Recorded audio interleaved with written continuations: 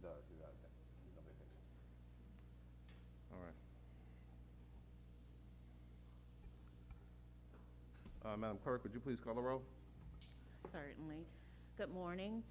Mr. Brennan, Mr. Rickaman. Here. Mr. McDowell. Mr. Duval. Mr. Vine. Here.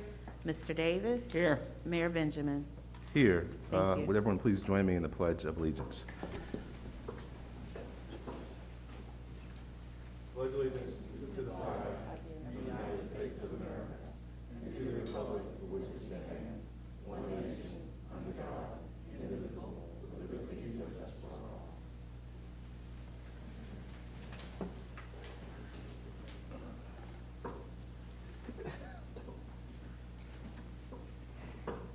Reverend McDowell, would you please give us a word?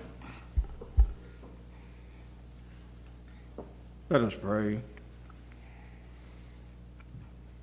Gracious and kind Creator, for this morning's health and for the ability to assemble here in this room, we ask for your mercy and your grace as we discern and discuss the critical issues that are before us. We understand that sometimes in the midst of chaos there is development. So cautiously and spiritually, we sit today to discern the will of this your people. We ask it in your name. Amen. Amen. Amen. Is there a motion to adopt the agenda? So moved. Second. Moved and second, any discussion?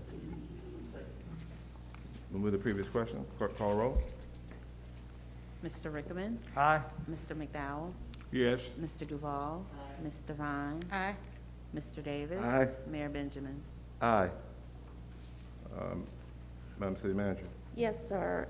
Today, Mayor and Council, thank you for convening to consider the emergency ordinance number 2021-069, ratifying the mayor's declaration of a state of emergency for the city of Columbia, South Carolina, enacted by ordinance number 2021-068, facial coverings.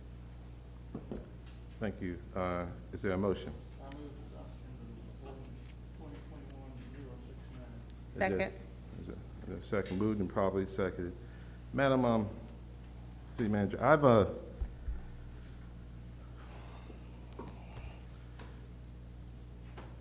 almost all of us were present, almost all of us, March 6, 2020, when we had our very first Midlands Corona Task Force meeting in our Emergency Operations Center on Lady Street. It was the beginning of a journey that we've been on, regrettably, with the rest of the world for the last year and a half. There's some things we knew, there's a whole lot we didn't know. And together, as a community, we have been struggling to do every single thing we can to preserve human life, to preserve not only human life, but also to preserve our livelihoods. We stood up together, provided resources for small businesses struggling under the weight of the pandemic. We took significant action, sometimes not only in the absence of state or national leadership, but oftentimes in direct contravention of what we saw lack of leadership, in order to, again, be guided by our one true north, the preservation of human life, without regard to politics or red or blue or any of the other partisan dialogue that attempted to infiltrate just good public health policy. I remember, and I've shared this because it was contemporaneous with conversations that many of us were having. After our first declaration of an emergency, we were forced with the very difficult decision of putting a masking ordinance in place. Never politically popular, even amongst those of us who have very strong opinions about public health. It's inconvenient, it's uncomfortable, Particularly in summer months in Columbia, South Carolina, it can be hotter than Hades at times. We don't like it, but every respected scientist and institution will tell you that masks work to help slow the spread of the virus. I'm going to share one very brief story because it still stings, and I shared it with several members of our council because they were part of that dialogue in a tangential way. We were actually meeting remotely at one city council meeting. I was sitting at my desk in the mayor's office. And I remember being constantly peppered with text messages and phone calls from one prominent business leader in town who shall remain nameless, fundamentally disagreeing with our decision to potentially move forward with a masking ordinance.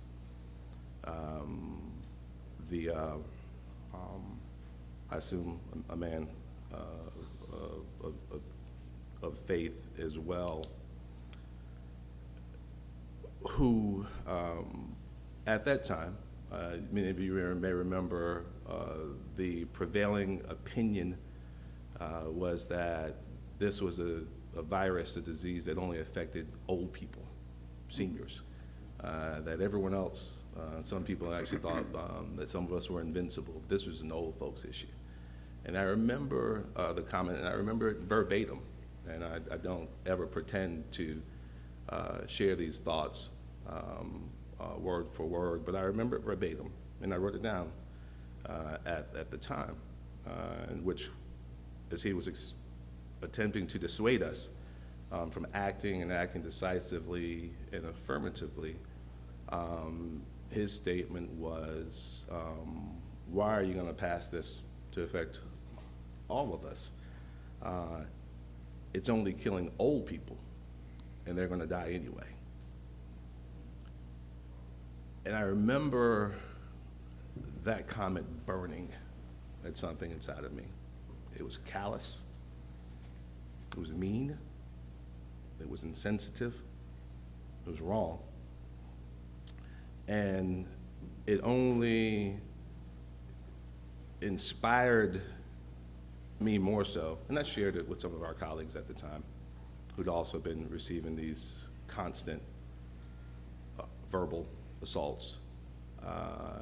It motivated me to do that much more, not just to protect our seniors, but protect our way of life, each and every one of our citizens that we've all sworn to protect. And as a result, we've been on this journey together. And we're at a different point now, whereas the Alpha, the Beta, the Gamma, and now the Delta variant has taken preeminence, and it's different. We're at a different point in history because of the leadership of actually Democratic and Republican and nonpartisan independent administrations. We now have a vaccine that our old people are smart enough to know that they had to get that vaccine. Our seniors are leading the pack in making sure that they're protected against the symptoms, the deadly symptoms of COVID-19. Other demographics, age groups, were slower to move, but we're moving in the right direction. The rise of the Delta variant has caused more people, as of late, to start seeking vaccinations, and that's a really good sign. As we began discussing this potential action, this potential ordinance on Tuesday, the reality is that our children, those under 12, I have 2 teenage girls, both of my children are vaccinated. They're not only vaccinated, and they're vaccinated at their own volition. They still engage in social distancing practices. They still wear masks in certain settings. They are responsible citizens. But they had a choice. Our children 12 and under do not have a choice to be vaccinated as of right now. They will, in 2 weeks, be stepping into a situation with a number of loving adults who have dedicated their lives to educating them, in which many of us believe it would be a very dangerous situation for them, and we should do everything possible to protect them. Our children don't have a choice to go to school. We don't have a choice to not send our children to school. We have compulsory attendance laws in South Carolina. If you do not send your children to school, you're subject to fines and imprisonment. If we are required to send our children to school, and I do believe that we should be, then the state ought to be required to protect our children while they're at school and do everything thoughtfully and smart to make sure that they are protected. This is not a heavy lift. This is a smart, thoughtful, compassionate action that ought not be political. I don't care, I don't think we should care what any politicians think. I think we should be focused on good public health practices that keep children out of the ICU. I will also say this: I saw something that was factually incorrect that talked about RSV and masks, causing RSV. Masks actually also suppress incidences of RSV as well, which also has our children's hospital at capacity with COVID and RSV cases. We can do more. This is not tough. This is common sense. This is nonpartisan. This is public health, and this is us acting in the interest of those that cannot be vaccinated, in the interest of those that cannot vote, in the interest of those who don't have a voice. This is us doing our job as compassionate leaders and public sector champions for our babies. And I would encourage each and every one of us to vote in the affirmative to ratify the state of emergency. Other comments? Mr. Duval, then Mr. Rickman, then Mr. Davis, and then Ms. Devine. Mayor, I just have a technical question. When we discussed this, we talked about having the ability to use a remote meeting for council meetings if necessary during this emergency. Is that covered by another place in that ordinance? Mr. Wright.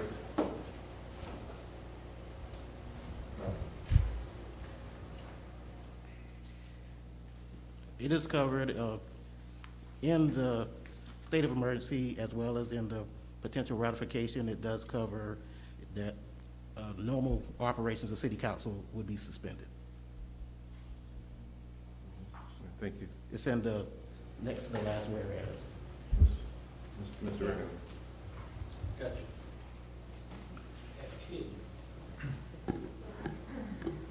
COVID-19 is a crisis. We're seeing it escalate. We're seeing our hospitals getting filled. We're seeing doctors and healthcare workers overwhelmed. We need to encourage everybody to get vaccinated. It's the #1 thing that we know works. It keeps hospitalizations out. We need to do everything we can to motivate, encourage folks to get vaccinated. We need to encourage people to wear a mask when they're in public. We need to encourage people when they're sick to get tested and stay home. We need to encourage those who are exposed to quarantine and follow those guidelines. We also need to encourage people to stay engaged with what's going on. There's nothing that prevents you from wearing a mask today or making that decision for your family or your children. But there's a letter of the law out there that says we can't do this. I think we need to follow the letter of the law at this point and continue to encourage and push, set up vaccination stations, hand out masks, do whatever it takes to encourage people to do the right thing. What law says we can't do this? State legislature. What law? There's no law that says we can't do this. The proviso The prohibits proviso us. does not say we can't do this. Well, I read it word for word yesterday for the press. It does not say we can't do this. If in fact you decide not to support this, you're making that decision affirmatively is not in violation of state law. Under any reasonable interpretation, and that will be decided. I believe there'll be a lawsuit filed today to that effect. But this is not in violation of state law. Do not use it as a decision to vote against this ordinance. And yes, everything you said prior to that is correct. We should be doing everything we can around vaccinations and vaccination education, and we are doing that. The city is doing it as much as any city in the country. But we're not talking about that today. We're talking about children who are under 12 years old, who cannot be vaccinated, and the men and women who are charged with their care and their education.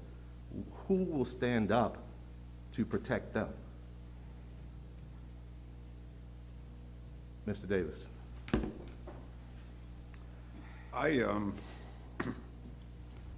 I respect everybody's decision to move in this direction. I look around this room to maybe affirm that we're taking the right steps to protect the most vulnerable among us, the children. And in this case, I think the adults are pretty much within a comfort zone now with what we're doing. But I don't see but maybe, I don't know, maybe 3, 4, 5, might be 6, including you, Howard. Individuals who remember polio, the vaccines,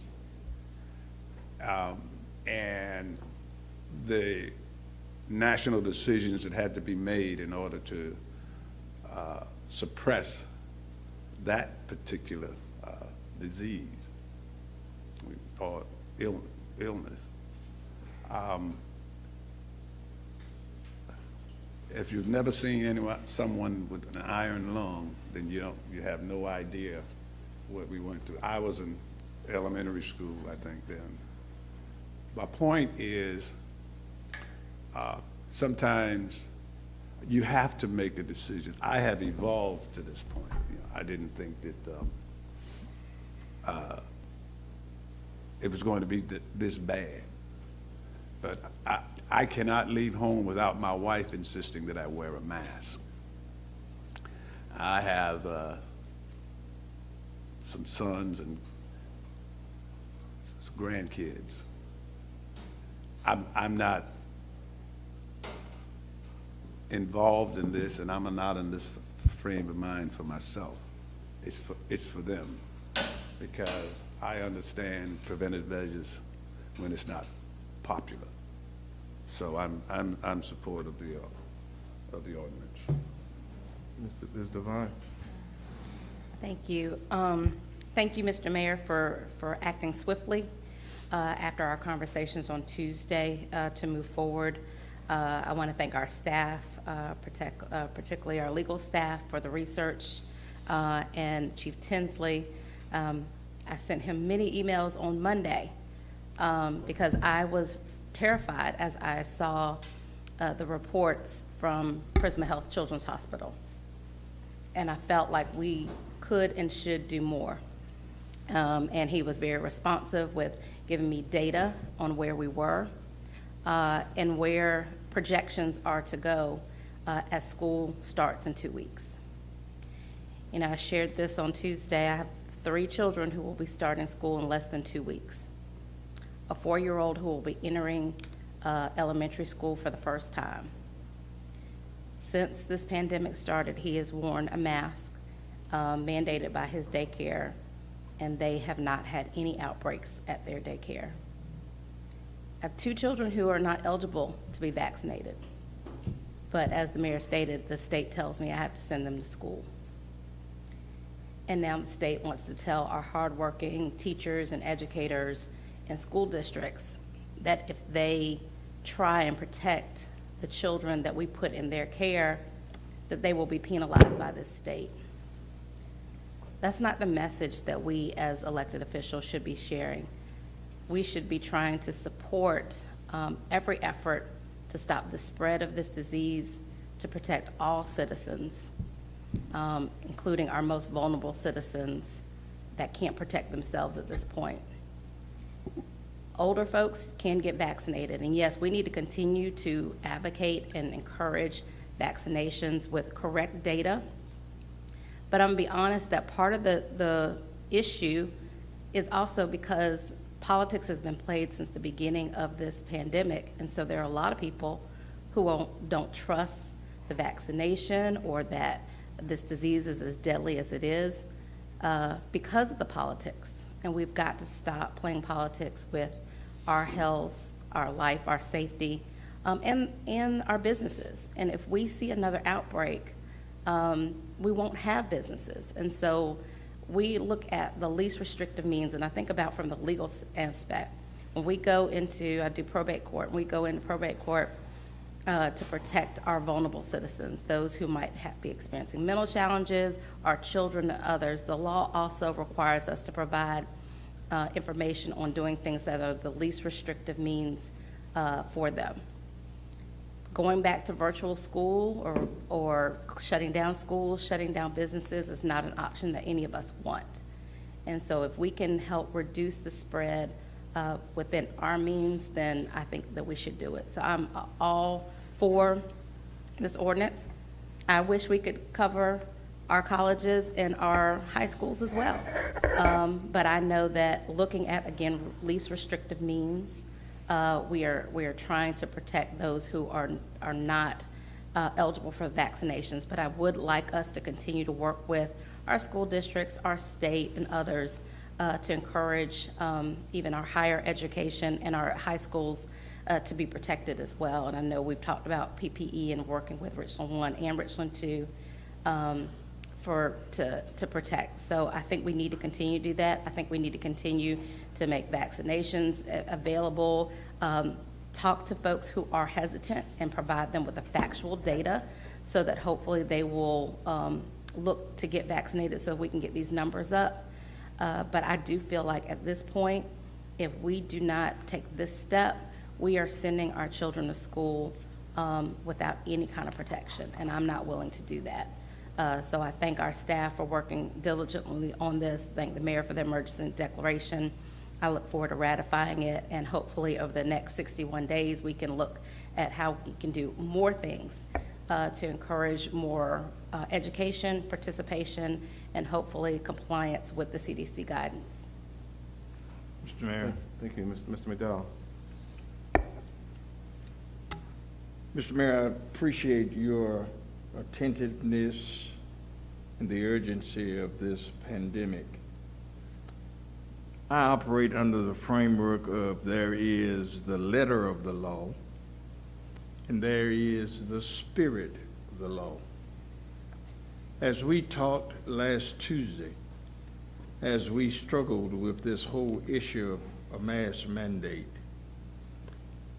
my response was simply, this is a moral responsibility of this council to protect our children. Protecting our children should not be taken lightly. The numbers are glaring, readily available. So even if we operate under the letter of the law, there is that moral piece that sort of sets each of us ablaze with making sure that our children are protected. Each one of us at this table, all of us have been vaccinated. We've gone through that process of being vaccinated 1 time, 2 times. Our children, that vulnerable group of persons, those persons who teach and interact with our children every day in public schools, it is our responsibility to not take this lightly, but to take it in a manner that will make sure that we are doing everything humanly possible to protect. Mr. Mayor, I agree wholeheartedly with this emergency mandate for masking. And with saying that, I move to question. Thank you, Mr. McDowell. If you indulge me just for a moment to make one more brief comment. I want to repeat what Ms. Devine said. I do really want to thank our staff for stepping up, moving fast. Teresa, Patrick, the incredible the team, Harry Tinsley, and others that you lead. We appreciate you, Chief Jenkins, you and your squad, always turning on a dime. We thank you for helping us operationalize this challenge that we'll have before us. Not a proviso, not a statute, not a budget, the South Carolina Constitution empowers the City of Columbia to act and provide adequate protection for the lives, safety, health, and welfare of its citizens. That's our state constitution.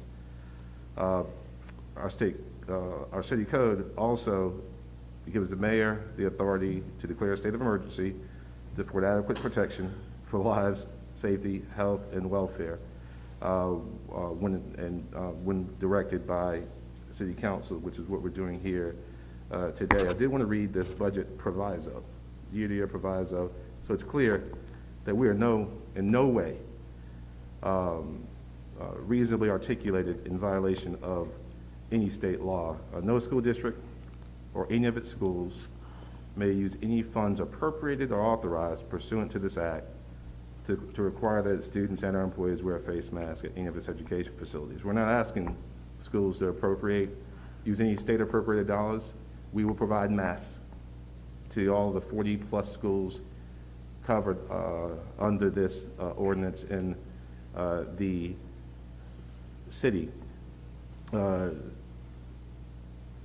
So we're not in violation of state law. We indeed are fully in accordance with our authority under state law. Budget proviso does not trump the South Carolina Constitution and our rights and responsibilities thereunder. I do want to also thank all of our education professionals and leaders who've reached out over the last 24 hours offering their amazing support. I do want to thank Commissioner LaShonda McFadden for being here, one of our newest commissioners in Richland School District 2, for your continued leadership as well. This is about our children. I do believe this is a defining moment of leadership in which we're able to shake partisan shackles and to indeed stand up for those of us who are defenseless. And with the previous question, clerk, call a roll. Mr. Rickman? No. Mr. McDowell? Yes. Mr. Duval? Yes. Ms. Devine? Aye. Mr. Davis? Aye. Mayor Benjamin? I am an aye, Thank you. Madam Clerk. Thank you. And I believe that covers our threshold. Mr. Mayor? Mr. Davis. I honestly neglected to give credit to staff also for putting all of this together in such a short period of time. I was amazed at it last night when I was reading it, and it was my intention to thank you guys for doing it, and this shows that our staff is tops. I've said it before, in times of famine and plenty get around the country through the U.S. Conference of Mayors, and Ms. Devine does through the National League of Cities. We've had an opportunity to interface with some of the very best public officials, administrators in the country, and obviously Howard's long-term leadership at MASC has as well, and all of our colleagues. We have a top-notch staff, do amazing work, and we're thankful for you. We do believe as well that a great city is a collection of great neighborhoods. Mr. Black, I want to thank you for your leadership at CCN and what you continue to do for our neighborhoods all across the city. All right, so thank you for being here. Is there a motion? I'm sorry, is there any other issues? Mr. McDowell. Yes. Mr. Mayor, 2 weeks ago, 2 weeks ago at our council meeting, I talked a little bit about not only the pandemic that all of us are referring to and talking about, but we also talked about the other pandemics that are just as critical in this city and in these United States. we talked about a chief medical officer. If not, this would be an ideal time for me to bring this subject back to council's attention. And I'm bringing it up, I've had a brief conversation with Ms. Wilson, and I would hope and pray that at our next council meeting that we find some place on our agenda to at least start this conversation. So Reverend McDowell, I believe that the direction was that the staff was going to do their due diligence in investigating that. That's correct. So the conversation to be had without the data and them doing their due diligence would be premature. Are you Because- finished your due diligence, Ms. Wilson? We're in the process, and I did let Reverend McDowell know that this morning, Ms. Devine, but if it is the will of the council, I mean, we can have the information by the next council meeting. If you all Okay. like to have a discussion, we'll make sure that we do that. Let's do that. Ms. Yeah, Wilson? absolutely. I'm sorry. No, please, Ms. McDowell. Yeah. We understand that some of that information and some of that data is constantly evolving. What I wanted to do is at least the data that we have, if we could start looking at that data with the simple notion that we will continue to gather that data. Yes, sir. Yes, ma'am. Thank you, Ms. Wilson. Move we adjourn. Is there a second? Second. Any discussion? Move the previous question. Clerk call the roll. Mr. Rickerman? Aye. Mr. McDowell? Yes. Mr. Duval? Ms. Devine? Aye. Mr. Davis? Aye. Mayor Benjamin? Aye. Thank you. all for being here. Thank you.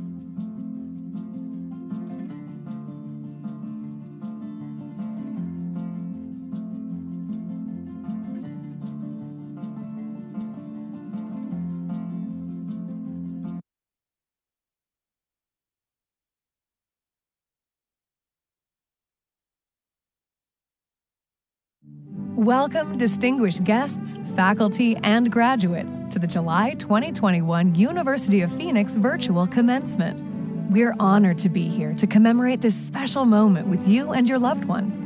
Throughout the program, we'll be asking you to share the journey you have taken to reach this milestone, including the highlights along the way. We hope you'll join the conversation in the chat that appears to the right of your screen. Please remember to log into YouTube in order to participate. Our program will begin momentarily, but first, let's take this opportunity to thank everyone who helped support our graduates in realizing their dream. Thank you. Thank you. Thanks. Okay, deep breath in and out. Thanks for letting me rearrange my hours so I could go back to school. Thank you for inspiring me every single day. Thank you for telling me you can do this over and over.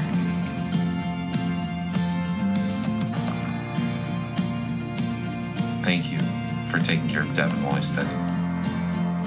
I'm so proud of you. Thanks for not letting me quit, Grandma. Thank you. Thank you. Thank you so much. Thank you, Mom and Dad. To my wife and kids. To my daughter. To Grandma. I'd like to thank my advisors and instructors for encouraging me all the way. Thank you. Thanks to your support, now I can say, I am a Phoenix. I am a Phoenix. I am a Phoenix.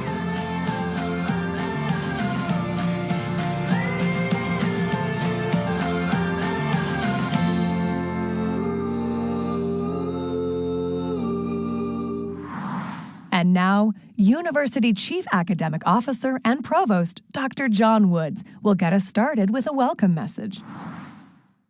Hello, and welcome to our July 2021 virtual commencement. I'm John Woods, Chief Academic Officer and Provost of the University of Phoenix. We're honored to be a part of this celebration of you, our amazing graduates, and your incredible accomplishment. We are so proud of you, and this is your day. Our virtual commencement allows more people to participate and more people to celebrate with you, no matter where you happen to be. Let's face it, we all need reasons to celebrate, and I can't think of a better reason than to honor you, the class of 2021. Graduates, remember to check out your special and personalized commencement ceremony slide at the end of our presentation. Instructions will be shared later on in the program. Also, please take some time to share your thoughts in the chat. Post now where you're joining us from. We have graduates and family from all over the world, online together now. Today we have grads joining us from all 50 states, Washington, D.C., Guam, Puerto Rico, and 12 countries: Kuwait, Belize, the Bahamas, Germany, Jordan, Egypt, Lebanon, the UK, Canada, Samoa, the Republic of Siberia, and South Africa. Welcome all. What you've done is remarkable for many reasons. And here's one that is worth emphasizing. The overwhelming majority